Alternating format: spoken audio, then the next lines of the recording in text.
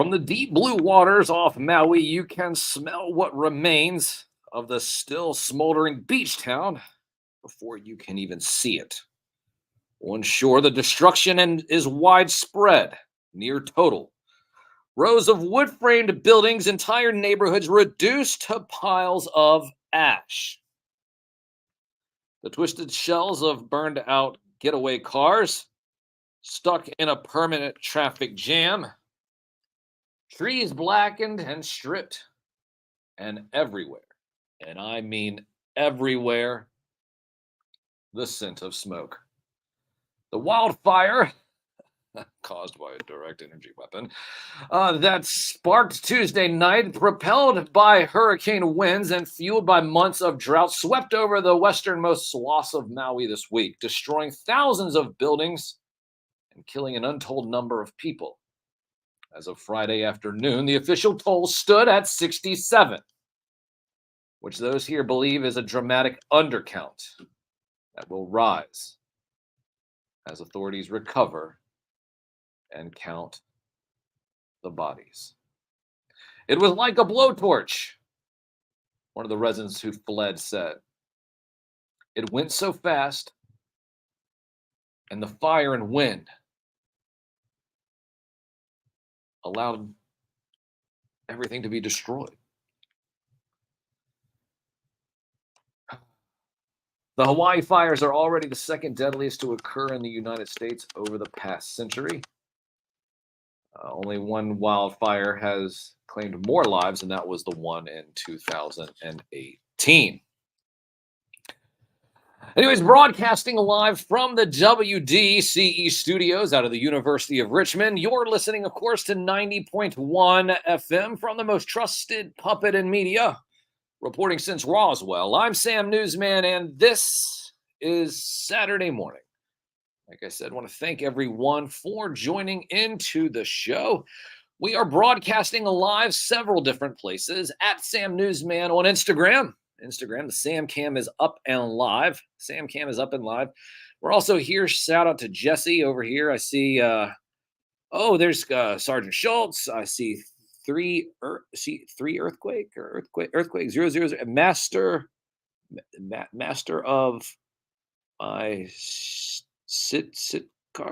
Anyways, shout out to everybody, of course. It's hard for me to see. My little puppet eyes are having trouble just reading it, but I do see people that are down there in the chat. So shout out to everybody who is there, and I'll hopefully be able to squint a little bit more to see if I can see. But anyways, at Sam Newsman on Instagram, at Sam Newsman on Twitter, at Sam Newsman, Facebook, YouTube. We're all over the place. We're all over the place, and we're streaming live. What is it? Telescope, Hubble Telescope 420. Oh man, yeah. You go find us. You go find a telescope after 420. Who knows what you'll see? Anyway, so shout out, like I said, everybody down there. Download the Live 365 app. Search WDCE. You'll be able to listen to the themes in between these segments. Now, let's see. What else is it? Oh, yes, that's right. Yeah, Hunter's plea deal collapses. Now, of course, you're wondering exactly what I'm reading from. I'm reading from this. It's the Washington Post. See, that's the Washington Post. Yes, an actual real newspaper. Here reading it. Making sure that you guys know there's none of those funny business. Now, here I am. I post reels every single day. Usually, where are they? Well, they're on Instagram. They're on TikTok.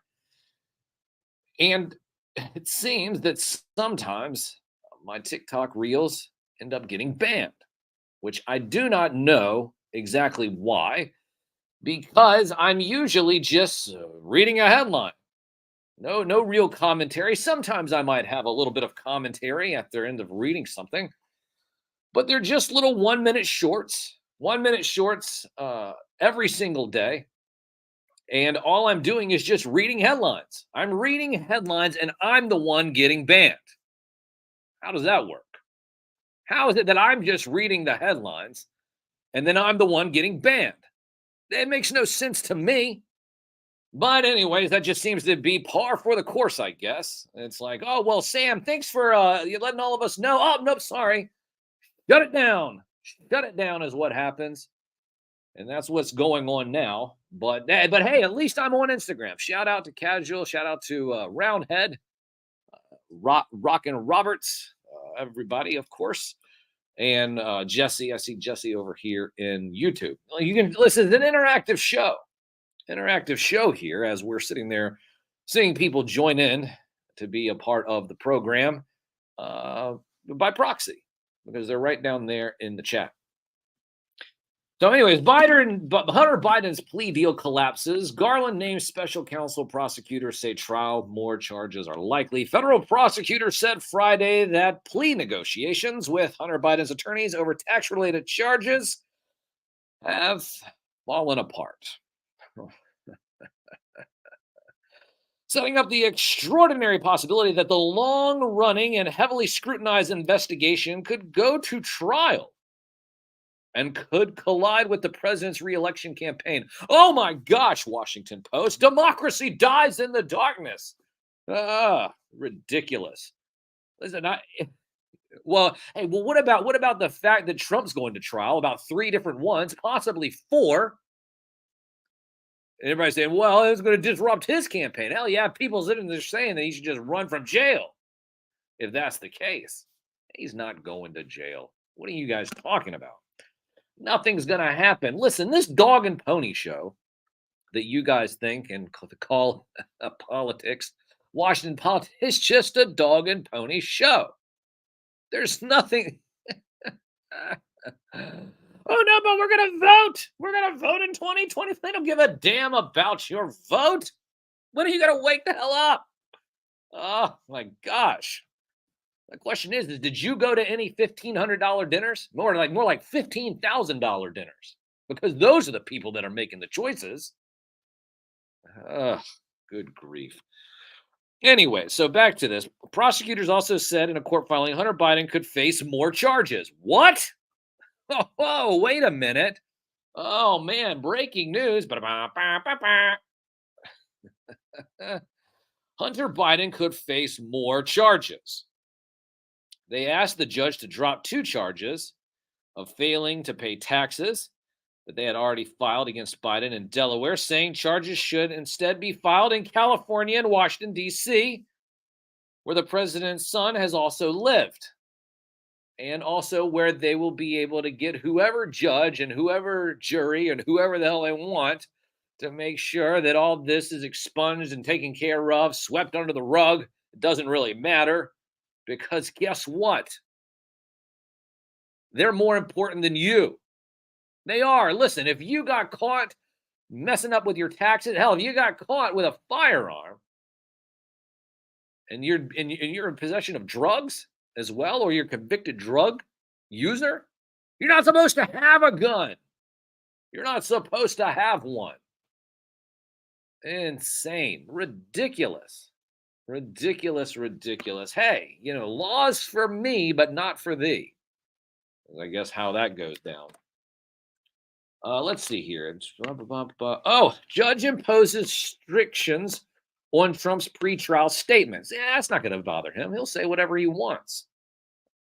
The U.S. judge overseeing Donald Trump's prosecution for allegedly criminally conspiring, whatever, to overturn Joe Biden's election victory, said Friday that while every American has a First Amendment right to free speech, it is not absolute. Okay, so that's where she just lost me right there.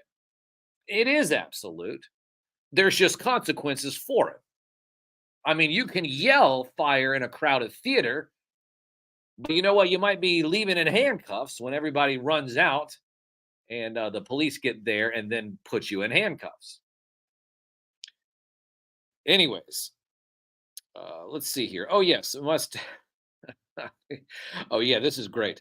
The judge said Friday that every American has a First Amendment right to free speech. It is not absolute, and that even former presidents' campaign statements must give way to protecting the integrity of the court process. The integrity of the court process? What is that? There's no such thing as the integrity of the court process. Anybody you know, I see it all the time. Hell, it just happened in Chesterfield County not too long ago with a pastor. A pastor in Virginia Beach, the Commonwealth's attorney sat there and swept all the nonsense under the rug. Everybody got in a hell of a hoo. Why? Because once again, rules for me, laws for me, but not for thee. That's what you need to sit there and remember. Laws for me, but not for thee. And the reason why I say that and why it's so important is because we have we have everything that's going on in terms of the Trump indictments. Now we have the Hunter Biden stuff. But you know what? Hey, listen, you know what? Old Uncle Joe had no dealings with his and no dealings with his son's businesses and his son's business ventures. I'm telling you. No, it's the truth. It's the truth. I know. Anyways, my goodness gracious. Don't need. Let's see. Do we have what else? Son's legal woes balloon. A few weeks ago, the legal clouds around Hunter Biden were clearing after years of personal and political turmoil. He had arrived at a plea agreement with federal prosecutors, one that would keep him out of jail while putting some of his past misdeeds behind him. Right? Past deeds behind him. He had settled a child support case in Arkansas, which that's the seventh grandchild, right? The one that they're not acknowledging. No, that's the case, right? They're not acknowledging that. No, they're not. I mean, listen. Oh, we're hanging up 6 stockings, but forget the 7th one because, the 7th one we're not hanging up this year at the White House because we do not validate that child in the family. Illegitimate child, maybe, I don't know. But it's something. It is something. My gosh, so much news going on, so much. Oh, did you see where Governor Youngkin? They're saying that this is a funny one. Well, Youngkin is funded by Chinese interest. He is. I know that seems like a big statement for somebody of me to say. Now, I'm not saying he's directly funded, but he's funded, of course, because if you saw the sweat on his brow a while back when he says Youngkin, or you remember when Trump said Youngkin? Sounds a little Chinese, doesn't it? Youngkin, and then people say, "Oh, you can't say that. You can't say that. That is so racist." What it was a veiled nod. Because the facts remain is that there are some forms of connections that probably lead back to the business dealings of Governor Youngkin back to China. A little. Well, listen. I'm sure that now, probably, if you saw the sweat on Youngkin's brow when it happened, probably told the people who are running the books, "Hey, listen, make sure that we button all this stuff up because if I need to run for president, the Trump's already got my number." So the question that I'm seeing here is this the man, meaning Virginia GOP Governor Glenn Youngkin, is this the man to beat Donald Trump? Touted as a lifeboat candidate for 2024, if DeSantis continues to flop after polls showed he triumphed over Biden in liberal-leaning the Old Dominion. That's with many candidates appearing to flop on the national stage, Youngkin is seen as a potential lifeboat. Youngkin, 56, knocked off longtime Clinton family ally and former governor of the liberal-leaning state, Virginia, Terry McAuliffe. That's it. Yeah, Terry McAuliffe in 2021. The Virginia governor has an approval rating of 57% in a state Biden won by 10 points in 2020 and leads Biden in hypothetical polls. So here we have Youngkin. It looks like he might join the race, jump into the race. We shall see. It'll be very interesting, but I think that he has no chance of beating Trump. Trump's going to be the nominee, and so is Biden. And if they're not, then guess what? You know what I'll do? Well, I'll celebrate my loss and your victory by just having a bag of popcorn in the morning. No, wait, no. I'll tell you what I'll do. If Trump and Biden are not the nominees, I'll show up one morning and have ice cream for breakfast. How about that? Yeah. I mean, that's punishment right there. Ice cream for breakfast here on a Saturday morning. What? What? What do you mean you used to just you'd put ice cream in the bowl and then just pour the syrup? Wait, hold on. That's genius. Oh my gosh. Listen, the guy's listen, my producer on the other side of the glass sitting there telling me, he's like, hey, well, Sam, let me tell you what's going on. What you need to do is you just need to put ice cream in the bowl in the morning and then pour the cereal on top. And then after a while, the ice cream, will start to melt. It'll start to melt and make kind of a milk for. Oh my gosh. What are we doing? What are we doing? This is genius. This is something that has to happen. Well, listen, I know, yeah, it's punishment. It's punishment if I'm wrong. If I'm wrong about a Yunkin, and if I'm wrong about Trump, if I'm wrong about Biden, I'm gonna have to show up here one Saturday morning and have a bowl full of ice cream and cereal. Yep. I'm telling you. Put ice cream in your oatmeal, is what Deadman is saying. Put ice cream in your oatmeal. That's hey, listen, Sam, there is ice cream flavored cereal. That's what Jesse said. Ice cream flavored cereal. How many chemicals are in that? I mean, that's what I want to know. How many chemicals in that? Listen, have you seen this this individual, Oliver Anthony? Have you seen him? Gonna play this song here. It's called "Richmond North of Richmond." It has been a cultural phenomenon. And you say, well, how do we get? Well, I'm going to play it, and we'll see. There might be a little bit of spicy language, but it's in context. It's in context.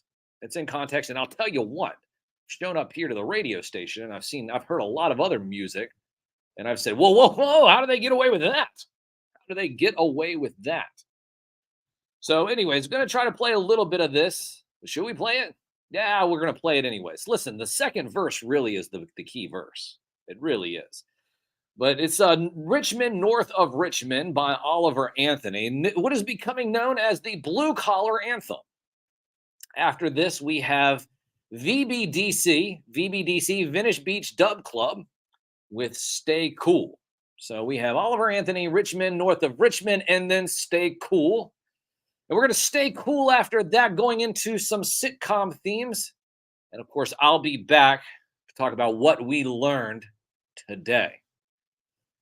Make sure you follow me at Sam Newsman all over social media. Download the Live 365 app and you can hear this song. It's the new Blue Collar Anthem, Richmond North of Richmond by Oliver Anthony here on the only radio show dedicated to the magic and nostalgia of Saturday morning, hosted by me, a real media puppet. Remember, download the Live 365 app, search WDCE, and follow me at Sam Newsman. Broadcasting live from the WDCE studios out of the University of Richmond, you're listening to 90.1 FM from the most trusted puppet in media. Reporting since Roswell, I'm Sam Newsman, and this is Saturday Morning.